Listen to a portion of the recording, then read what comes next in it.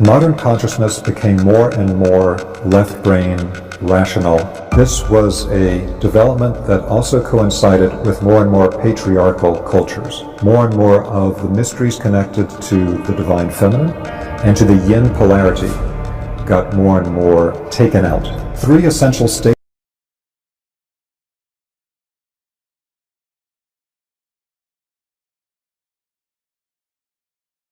You will find that in many modern, very patriarchal systems, they have excluded the knowledge of the column below and working with the centers below. And this will be anything from saying, well, you simply can't do it because those gates have been closed for a long time, to actually saying in some traditions that it's a taboo.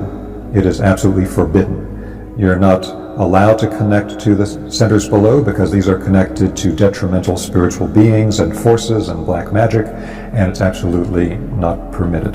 Particularly as this gets into the more rigid and fear-based attitudes toward it, this comes the more you get into highly patriarchal systems. An essential part of initiation to understand the centers below and to connect to them. And so we're going to clarify some of that, because for the vast majority of people, the clearest angelic and non-physical communication will come in the beginning with crystallizing the consciousness of the centers above the head, because that's the closest to our current center of consciousness, which is in the thinking realm, in our heads. The centers below are also extremely important. They have their own highly advanced functions, and we need to balance going up with the going down. In addition to what we think of in a very common model as the 7 chakras in the body, we also have a series of chakras that run from the trunk down. So from the perineum down to the feet, there's also a series of 7 for a total of 13. There's another thing to clarify about this that's very important. In the school of Daskalos, for example, where they go into a lot of detail about these things, they talk about creating elementals of angelic beings. Now, we need to be very clear here about something that gets confused in a number of traditions. In some parts of the Western tradition, they will talk about this creation of elementals, and they will confuse a human-created elemental of an angelic being with a true angelic being. And they will present it as, oh, all angelic beings are created in this way. They're all projections of your mind. They don't exist externally. That's not actually the case. This is because they've been trained in a system where they learn the aspect of the elemental creation, but they don't understand about the other aspect. In doing any type of spiritual development, meditative training, that there's a balance between receptive meditation and active meditation. The problem being that in the modern world, most types of meditation taught by different teachers or schools are only one or the other. Meaning that either you're taught a type of emptiness meditation, like Zen or Vipassana or Transcendental meditation, like some Eastern schools, or, on the other hand, you're taught a type of active meditation, like creative visualization. Well, these are two opposite mind powers, and they're both absolutely essential. But the problem is people are being taught today just to develop one side of it. Developing the receptive meditation, where you can clear the mind and perceive what's actually empirically in front of you instead of constantly projecting stuff out, allows you to perceive spiritual realities as they actually are without contaminating them with our own projections. So that's essential. However, the other side is also essential, because what the creative visualization does is it allows us to take action with the mind power. It allows us to craft or create things with the mind power. But if you developed only that side, you would not know if what you're perceiving spiritually is actually present or your own projection. And so for the receptive schools, they develop the capacity to clear the mind and see what's actually present, but they may not develop the capacity to actually take action. The other school develops the capacity to take action, but may not be able to see what's actually empirically present. So these two things have to go together. To be able to perceive higher spiritual beings and not contaminate that with our own projections about them or our own emotional reactions to them requires doing regular receptive meditation to clear the mind, to see what's actually there. So we're not just constantly picking up our own projections. Whereas to develop a beneficial elemental being that we craft, that, for example, can be a healing elemental, as is used in the school of Daskalos, that requires the active meditation. So both these things are essential. And so people that just developed the capacity to develop their own elementals and understood that active side of it, sometimes the school will say, we don't have to worry about the actual angelic beings, so they don't even exist. They're just all projections of your own mind, because that's all they know. We need to be aware that there's a lot of fragmentary teachings today, and what we're trying to do is trying to bring those pieces back together. So it is entirely possible for us to create our own projected elemental of an angelic being. And again, the school of Dask wants to go into great detail about how you do it and what those different beings may be. Now you'll see illustrations of this in classical medieval work, where you do a meditation, for example, where you would create the 4 archangels in 4 directions around you to seal the 4 directions. And now when you do that, you need to be very aware that what you're doing is you're creating elementals of the archangels. They're not the actual archangels. Archangels are way beyond us. Archangel Michael, you cannot make him do anything. You can ask him for help, and if he likes you, he may come around to help you. But you can't make him do it. You can project an elemental, and it is possible for Archangel Michael to connect his power to that elemental. But that's up to what your own quality is. If you're a black magician, if you've got all kind of weird stuff going on, you're probably not going to want to link to that energy. One way that we sometimes generate, particularly mind form elementals, is through the third eye center. And you will see this illustrated in classical mythology with things like spiritual beings that are being born full-blown from the brow of Zeus, for example. That's actually an initiate consciousness illustration of the creation of an elemental being. Every human being is doing it.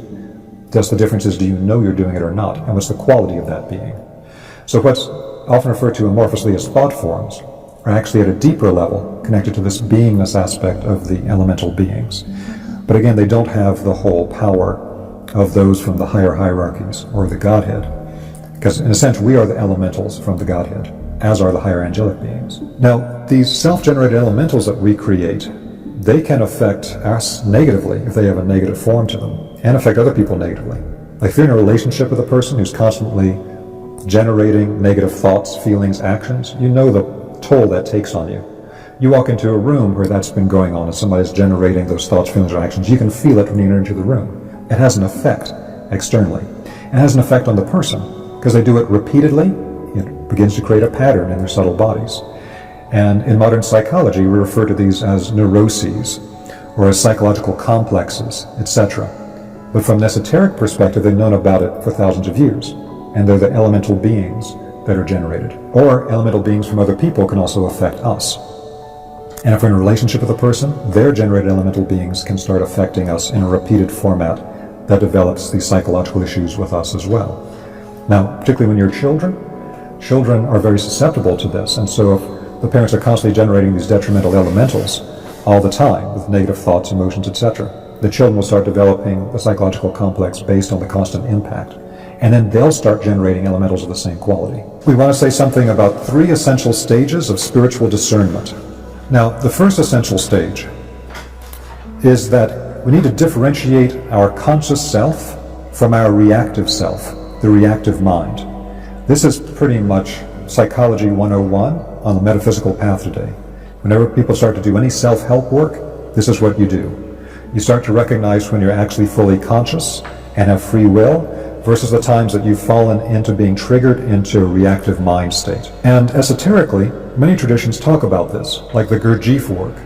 In the work of Gurdjieff, he's always talking about people being asleep and falling asleep, and that you have to wake up, and that you have to practice what in his school is called particular practices of waking up and self-awareness and self-remembering.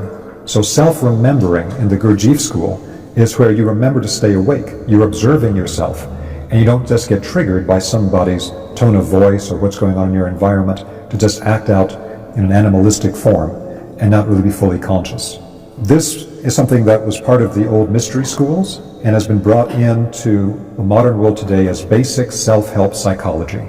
When am I in a reactive mind state and just acting out my detrimental patterns? And when am I fully conscious and making a free choice?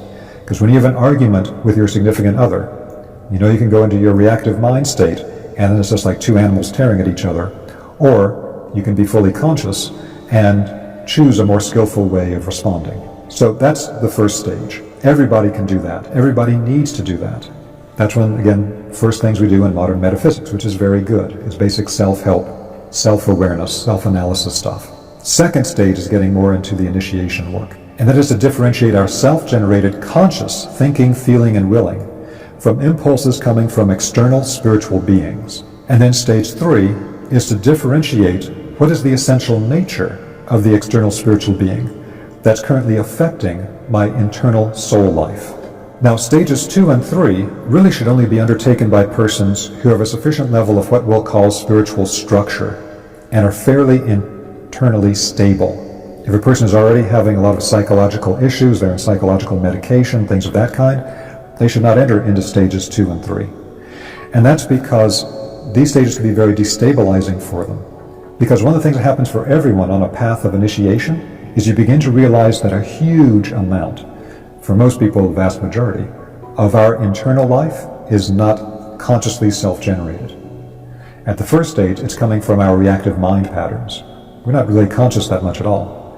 And at the next level, we become aware of how much of it is actually coming from the influence of external beings. Again, for a person who does not have a good, stable psychological structure, to be aware that a lot of your internal thoughts, feelings, and actions are being triggered in you by an external being and not by yourself is extremely destabilizing.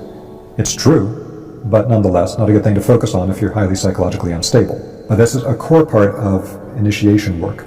Then, in my next note here, that stage 3, with differentiating the essential natures of the external spiritual being, because at stage 2 we differentiated, is that me generating that thought, feeling, or action? Or did it come from something outside influencing me, with a cord going into my field, or with a being moving through my field? And so being able to differentiate what I generated versus what's coming from the outside, once we can differentiate those two, which usually comes through particular meditative practices, we then will have to differentiate what kinds of beings are affecting us, because some are very true guides, and some maybe are not so dependable. That's why in classical work, like the work of St. Paul in the New Testament, he'll talk about you have to test the spirits, because not every spiritual being that approaches you is necessarily a being that is bringing a beneficial impulse, or a being that knows everything, or that has an agenda that's one we would want to sign on to. So we have to differentiate these beings. That's extremely important. One of the major problems in modern metaphysics is that we lost one of the old keys, which is that you need a minimum 3-fold differentiation of spiritual beings. What happened is it got simplified down to a 2-fold differentiation. There's the good beings, there's the bad beings. Good beings are light, bad beings are dark. That's not enough to differentiate. All kinds of people are approached by beings of tremendous light, but that doesn't mean that they're quote-unquote good. We have to change our thoughts about this whole good-bad dichotomy into something that has to do with actual balance.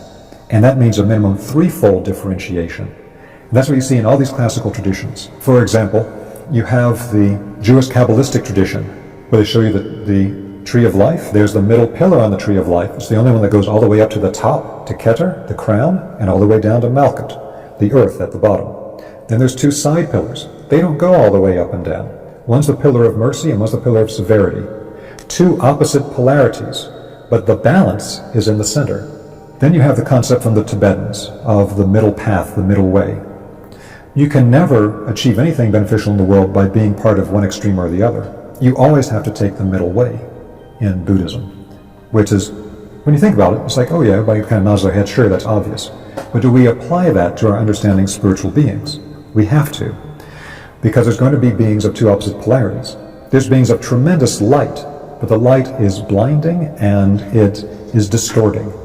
It is leading to stages of spiritual illusion, not necessarily direct perception of spiritual realities. The other side, more dark side, is of beings connected to matter that try to make us believe spirit doesn't even exist. Or if we believe it does exist, then try to get us to have forms of spirituality that basically become black magic. The manipulation of spiritual forces other people don't understand, so you can manipulate other people for your own pleasure or self-aggrandizement. So they have these 2 opposite polarities there. This is shown in the Christian tradition with the 2 thieves crucified either side of Christ. One inclines his head toward the Christ and says, take me with you into your Father's kingdom. And Christ says, you'll be with me in my Father's kingdom tonight. Other one turns his face away from the Christ and rebukes and reviles him. And again, there's 2 opposite polarities here. They're both thieves. And in fact, the thief that turns to the Christ is still accepting that he's done something of a detrimental nature. So all these things are playing out the same basic reality. Now, one of the only forms of modern spiritual teaching that really reached a large extent of people that has this clearly represented is the work of Rudolf Steiner. You don't find it that many other places. And Steiner makes this really clear. when he talks about these two opposing forces that he uses classical terms for. The unbalanced polarity toward the spiritual side is referred to as the Luciferic, because Lucifer means literally light bearer.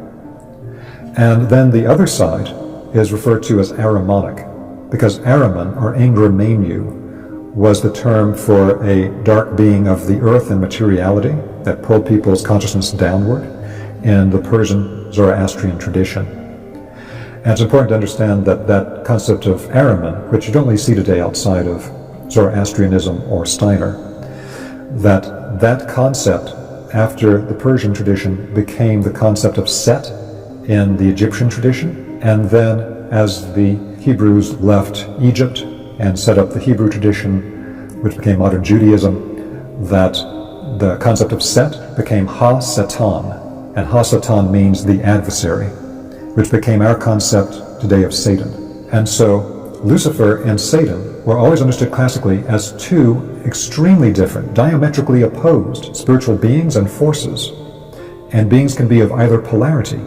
Now this is still understood by some people today. You can, for example, find Jesuits that will give public talks, and they clearly represent these as two completely different forces.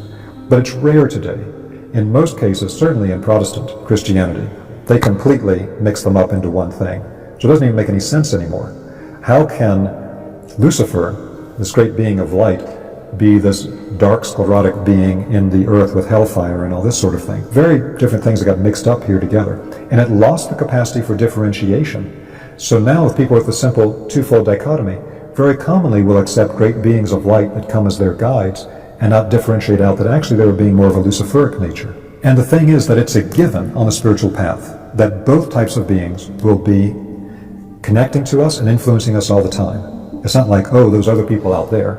This happens to everybody. It's part of the system here that we're affected by all these beings all the time. The Luciferic beings give us all these great gifts, but also if we do nothing but follow their impulses, then you'll either become a heroin addict or you're going to end up with forms of spirituality that are completely illusory, and you're going to be unable to pay your taxes and get to work on time, and all these things that are not grounded, because they're constantly pulling you away.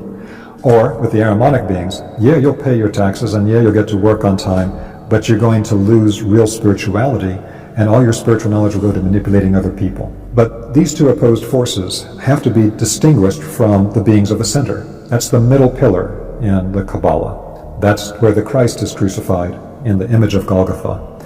That's where you have the middle path in Buddhism. But we have to have that minimum threefold differentiation to understand the beings that we're connecting with. When you start doing any spiritual path, one of the first beings that approach you strongly will always be Luciferic beings. We're all connected to Luciferic beings.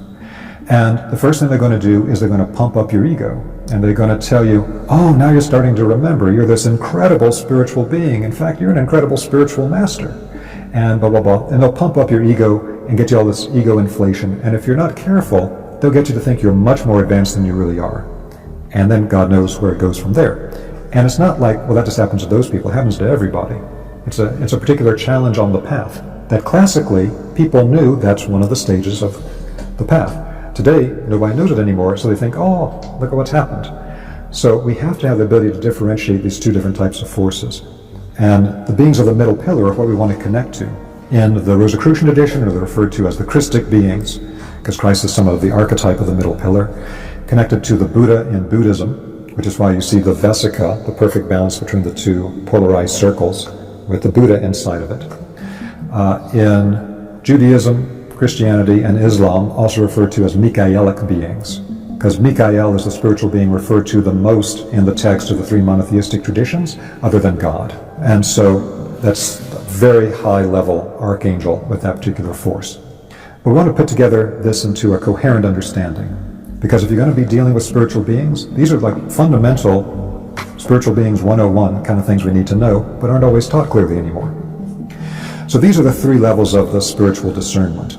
Differentiate your conscious mind from your reactive self, where somebody's tone of voice can just trigger you to go into an unconscious trance state and act out in a detrimental way. Stage 2, differentiate your conscious mind from an impulse coming from the outside, which may be beneficial, but nonetheless we need to know is something coming from the outside rather than inside. And stage 3, what exactly is a type of being approaching us from the outside. Because it could be a hierarchical being, it could be a being of an elemental nature coming from hierarchical beings, or it could be a being of elemental nature that we generated or generated by another person. So this is very simple level differentiations.